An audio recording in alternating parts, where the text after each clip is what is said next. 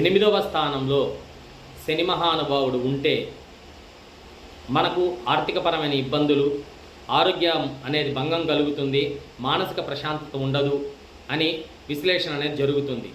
దీన్ని 2 విధాలుగా చూడాలి. ఒకటి, గోచారంలో చంద్రుడికి 8వ స్థానంలో శని మహానుభావుడు వస్తేనే అది అష్టమ శని.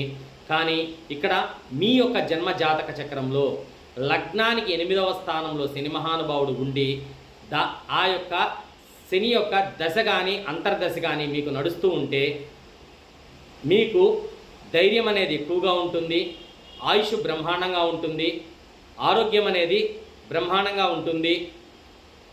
ప్లస్ యాన్సిస్ట్ ప్రాపర్టీ, పూర్వీకుల దగ్గర నుండి మీకు సొత్తు కలిసి వస్తుంది. ఎటువంటి సమస్యనైనా మీరు ఎదిరించి పోరాడే గుణం అనేది ఉంటుంది, మహా ధైర్యశాలిగా ఉంటారు.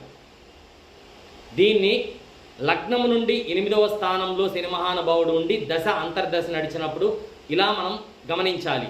అదే మీ యొక్క గోచారంలో చంద్రుడి నుండి 8వ స్థానంలో శని మహానుభావుడు వస్తే దాన్ని అష్టమ శని, దానికి సంబంధించిన పరిష్కారాలు అనే దాన్ని మనము పరిగణలోకి తీసుకోవాలి.